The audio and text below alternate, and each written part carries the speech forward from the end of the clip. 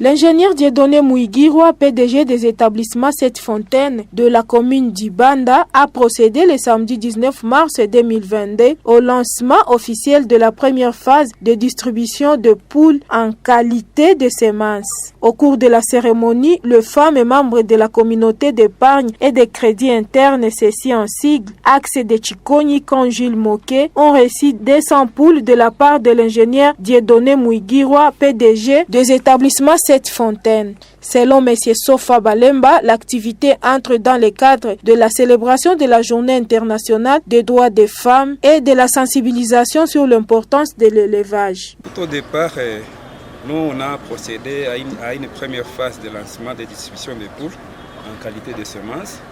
Néanmoins, nous on a compté le faire à brasserie parce que ce sont des femmes battantes et puis nous sommes au mois de la femme. Alors nous, on aurait souhaité le faire via l'émancipation des mois de la femme.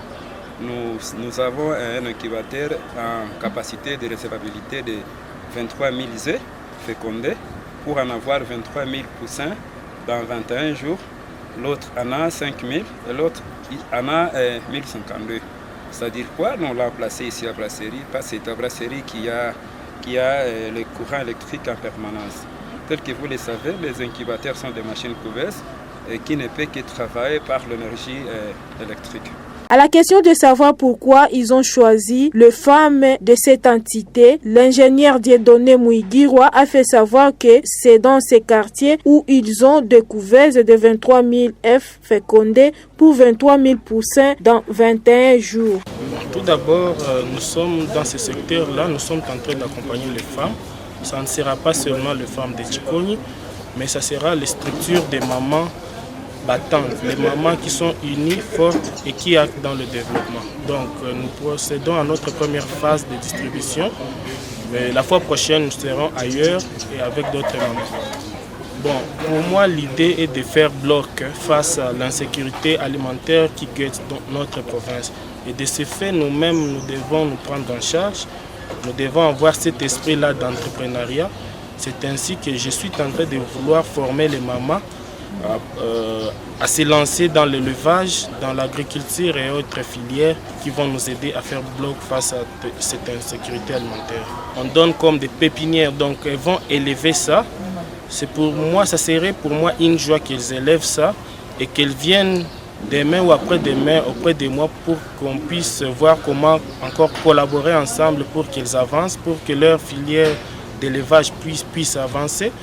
Dans quel sens? Je serai là, prêt à les écouter dès qu'ils auront besoin des incubateurs ou des endroits où ils peuvent mettre leurs œufs pour aboutir à l'éclosion. Nous serons toujours là pour les accompagner, en vue de booster leurs activités. Pour votre gouverne, la cérémonie de la remise des poules a eu lieu au bureau de la communauté d'épargne et de crédit interne à Chikoni, Jules Moké.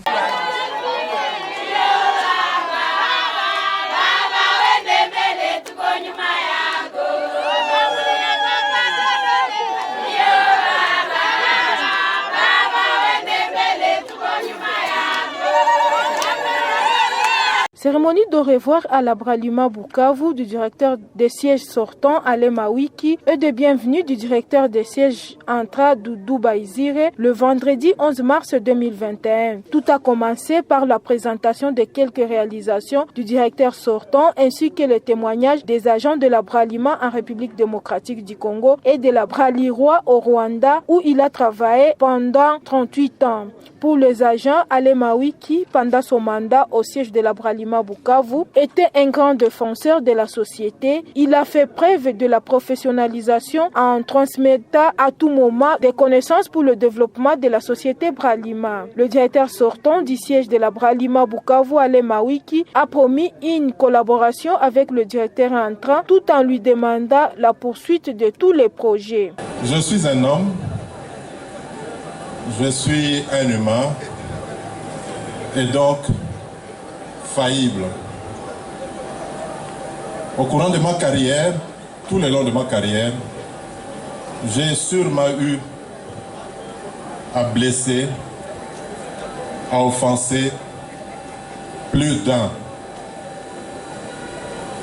Et pour cela, je demande pardon.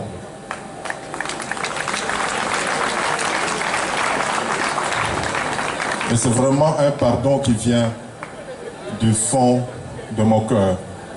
Je suis en train de partir. Je n'ai qu'une seule recommandation. C'est celle de soutenir totalement mon successeur, le DS Doudou Charles Baizire Chirimwami. Prenant la parole, le directeur général de la Bralima, Victor Madiela, a fait savoir que Mawiki était un homme digne et à 33 ans de service, son bilan est positif. Il lui a souhaité une retraite apaisante. Le directeur Intra, Doudou Baizire, a promis la poursuite des projets tout en commençant par l'amélioration du social des agents et il les a appelés à l'assiduité au travail. Au nouveau directeur du siège de la Bralima de Bukavu, les agents ont promis une franche collaboration et l'amélioration de la qualité des services rendus à la population pour l'honneur de la société Bralima. Bukavu enyanya. Aksanti sana. Mina balamukia nyebote. C'est un plaisir et un privilège et un honneur de me tenir aujourd'hui ici et de prendre le pouvoir, le siège de Bukavu, la direction du siège de Bukavu. Je tiens d'abord à remercier la direction. La cérémonie a été clôturée par la remise des attributs du pouvoir au directeur entrant par le directeur général de la Bralima. Voilà. Merci beaucoup, merci. Je demande d'applaudir. Applaudir.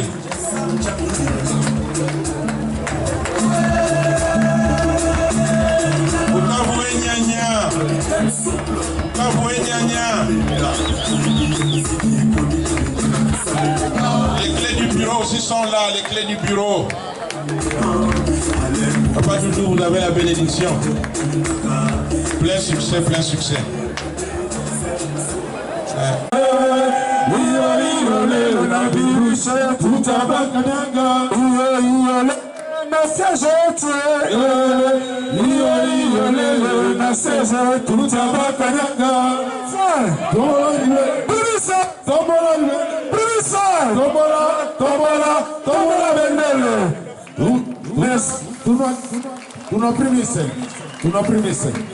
Merci.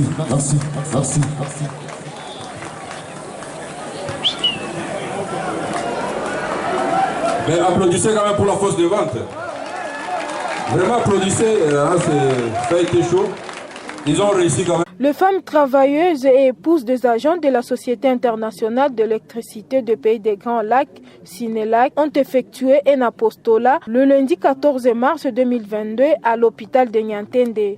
Lors de cet apostolat, 86 femmes qui ont accouché et celles qui attendent l'accouchement ont reçu des pagnes. Selon Madame Marie-Chantal Namunene, l'activité entre dans le cadre de la célébration de la Journée internationale de la femme. Avant la distribution, elle a sensibilisé les concernés sur l'autonomisation de la femme, mais aussi sur le rôle et la place de la femme dans la famille et dans la communauté.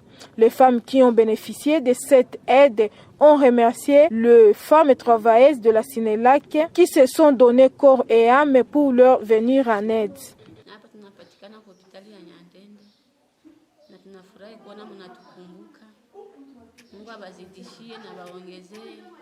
Msikwe mnasabu wa mama, lakini mama tuna nani sana juu ya na faktire huko mwenye iko hayo gisi atatokaka maisha na mshinda juu watu wakwake wote sawa. Sami hapa niko na miezi 2 hospitali. Faktire lishanishinda gisi yako. Kama nilikuwa na uwezo ningetuenda tu mnatusaidia tu. Sasa Mungu aliwakumbusha ase muingie humo, ile uwezo ikikuwa iko mbaya kutusaidia akisani, na kama kuna uwezo hakuna problem, tunafurahi kwa hii kidogo yenye mnatuachia na Mungu awabariki. Amen. Nafika hapa kutusaidia na tunafurahi sana. hivi nilitoka kwa operation leo, hatuna tagisi ya kutoka humu, na mimi wili sina hata ndugu wa kunisaidia. Kama kwa uwezo tunaweza shukuru Mungu, tusaidie baba.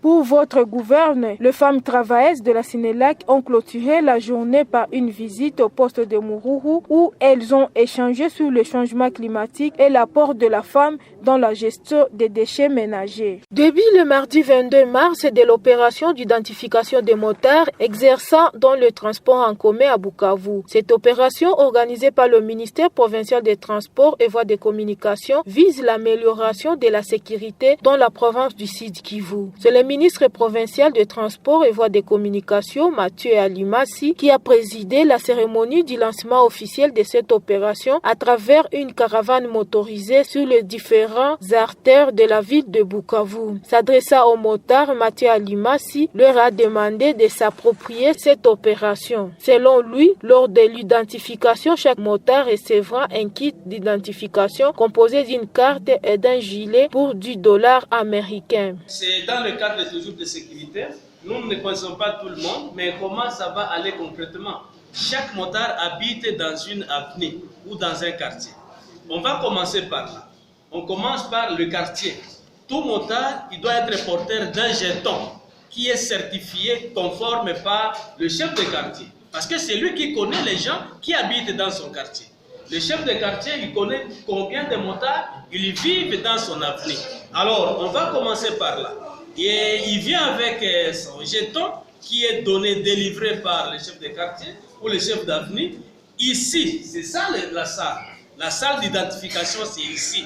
Maintenant, il vient avec le jeton, il présente aussi sa carte d'électeur.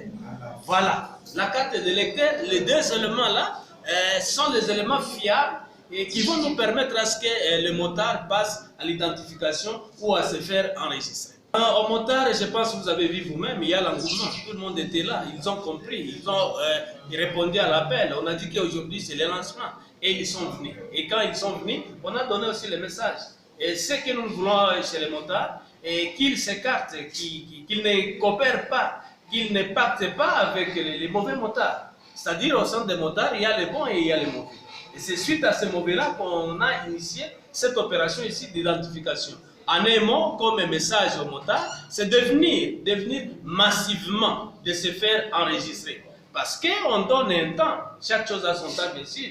Ça ne sera pas éternel. Ici à Bukavu, on va donner au moins un délai ou une durée de 3 mois. On donne l'identification à tout le monde pour permettre, il y a beaucoup de motards. On ne peut pas quand même faire ça dans une semaine, dans un mois. C'est aussi inadmissible.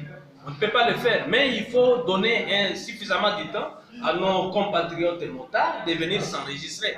Alors, la phase pilote, c'est ici la ville de Bukavu. C'est une activité qui va s'étendre sur l'ensemble de la province du Sud Kivu. Et ainsi, on commence aujourd'hui. Dans la ville, on va faire au moins 3 mois d'opération d'identification des motards. Et ça sera progressivement. Mais à partir d'aujourd'hui, le lancement, demain, on commence la praticabilité donc de l'opération. Et puis ça va continuer jusque dans d'autres villes. Il y en a 3. Il y a Uvira, il y a Kamituga, il y a Baraka. Et puis on va dans des territoires. Il y a 8 territoires. Aucun motard sur l'ensemble de la province du Sud Kivu ne sera pas identifié. Et si vous n'êtes pas identifié, vous n'êtes pas enregistré, donc vous n'êtes pas reconnu comme étant un transporteur public. Alors tout le motard, ils doivent être identifiés. Et ils vont aussi avoir ce que nous appelons signe distinctif. Le signe distinctif qui distingue un motard de la voie publique ou du transport en commun, ou avec un particulier. Ils vont être dotés de quoi? Des gilets. Les gilets là que vous avez vu. Quand on a fait la caravane, il y a de ces motards qui ont porté les gilets. C'est ces gilets-là qui témoignent, qui prouvent, qui montrent que ces motards ici, ils font le transport public. C'est gratuit, les gilets n'est pas payable. Ce qui est ici, ça doit avoir quelque chose de frais. Les frais, on appelle ça frais d'identification. Les gilets, c'est comme quelqu'un qui achète un téléphone. Dans le téléphone, il y a le téléphone, il y a le chargeur, il y a l'écouteur. Tout ça, on appelle kit. Et alors, ici, on va remettre le kit. Et le kit va comporter quoi? Va comporter la carte d'identification et puis l'accompagnement, c'est juste les gilets et autres choses qu'on peut trouver utiles à donner à nos compatriotes, motards ou transporteurs qui va se trouver sur la voie publique. Certains motards présents sur le lieu du lancement ont remercié le ministère de Transport et Voies de Communication pour avoir initié cette opération qui les facilitera à bien exercer leur métier, car ils dénonçaient dans les jours passés auprès des autorités la présence au sein de leur secteur des personnes étrangères et des inconnus.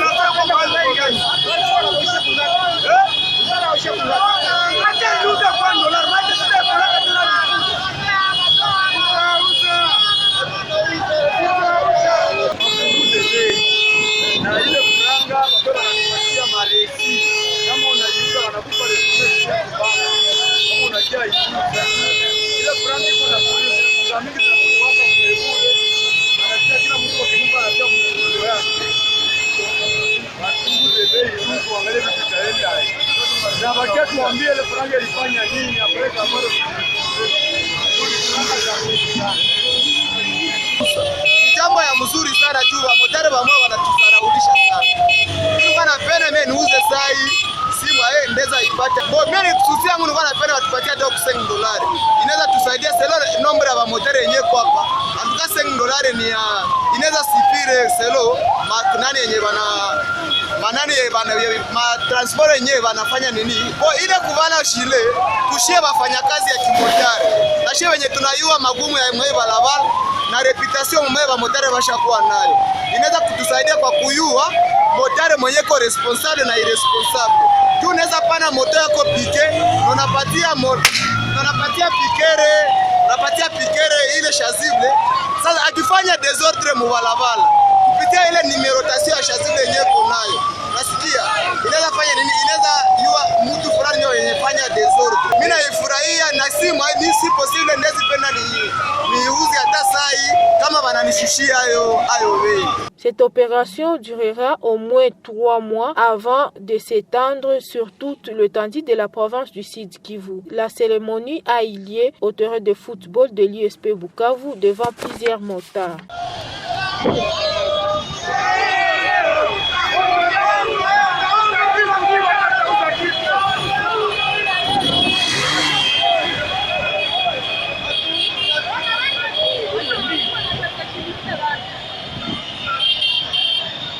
La santé financière de la coopérative d'épargne et de crédit Copec Chai se porte bien car l'année 2021, elle a totalisé $2,500,222 américains du tronc persil. Ceci a été révélé par le directeur gérant de la Copec Chai, Pasiam Lumode Wachoya, au cours de la 35e assemblée le dimanche 27 mars 2022, tenue dans la salle des réunions de la paroisse Mater Dei de Mungu. Au cours de cette rencontre, le directeur gérant de cette institution de microfinance a présenté les rapports narratifs et financiers que les membres ont jugés recevables. Il a fait savoir que la coopérative a eu un accroissement de fonds propres de 76,18% et une croissance de 19% de provisions pour risque à charge de perte de plus de $15,000 américains, comme il précise ici.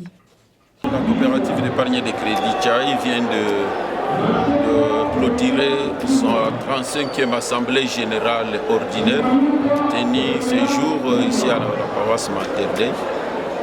Les membres sont très satisfaits des résultats réalisés, à savoir notre total bilantaire qui atteint déjà un encours total de $32 millions avec un total de épargnes des membres qui avoisinent déjà, qui ont atteint au 31 décembre un montant total de membres $21 millions pour les épargnes des membres, tandis que le crédit ont atteint déjà un total du bilan au niveau des crédits de 17 millions de dollars.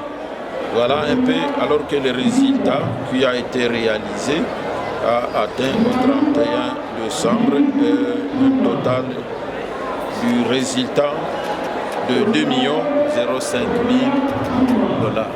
Le résultat atteint comme ça pour cette année se justifie par le portefeuille à risque qui s'est amélioré. Donc les mauvaises créances ont beaucoup diminué du fait que le conseil d'administration a pris une stratégie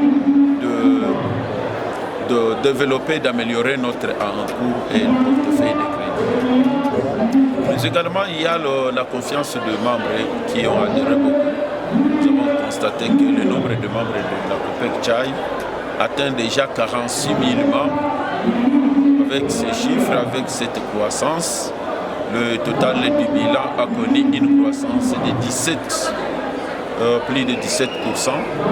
Donc, les performances sont ainsi justifiées. L'avenir de la COPEC Tchai est meilleur du fait que, avec les rapports que nous avons suivis de l'auditeur externe et tous les indicateurs qui sont au vert, démontrent à suffisance que la COPEC Tchai, qui occupe aujourd'hui la première place des institutions de microfinance en République démocratique du Congo, a un avenir meilleur de par des indicateurs qui sont tous en train de s'améliorer. Plus-value, nous ne l'appelons pas plus-value, nous l'appelons les résultats de l'exercice au 31 décembre qui va à 2 005 000 dollars. Il y a beaucoup d'innovations, il y a beaucoup d'innovations pour l'année 2021. Entre-temps, on a mis sur pied les services digitaux avec les réseaux d'achats bancaires. Et là, les membres, on a demandé aux membres d'effectuer régulièrement et souvent leurs opérations chez les achats bancaires pour éviter les engouements qui s'observent dans le guichet. Mais également, il y a des nouveaux services qui ont été développés, à savoir l'assurance crédit solde restant dit pour assurer les crédits en cas de décès des membres. En fait, l'année 2022, nous avons eu quand même des membres qui sont décédés, mais la COPEC a eu l'avantage que ces crédits ont été payés à 100% par notre assureur qui est la RAUSIR. Alors aussi, nous sommes en train maintenant de développer l'assurance vie, frais funéraires, qui consiste aussi à souscrire. Avec 12 $, on peut vous payer plus de 1 000 $ lorsque un membre décède. Cela aussi entre dans les cadres sociaux, dans le cadre de la mission sociale de la COPEC Tchai.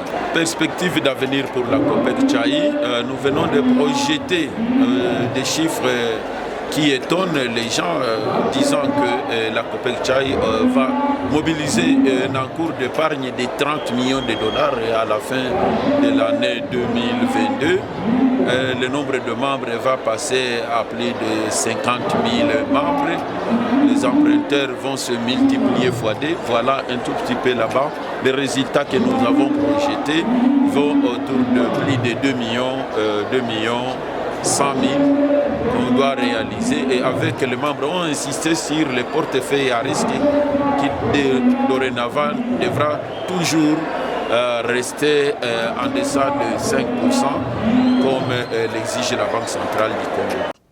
Les membres ont apprécié la qualité des services rendus par cette maison de microfinance et surtout la collaboration entre les membres et les dirigeants. Mais ils ont émis le vœu de voir l'amélioration de la qualité des services Tchai Digital. Signalons que l'Assemblée a été clôturée par les élections de nouveaux membres qui ont intégré la gérance de la COPEC Tchai. Au poste du conseil d'administration, Anselme Balagizi et professeur Bibi Masoka, commission des crédits Germain Fomilake et au conseil de surveillance François Matabaro. Pour votre gouverne, la COPEC Tchai a été proclamée par la Banque centrale du Congo comme la première coopérative en République démocratique du Congo en bonne gouvernance financière.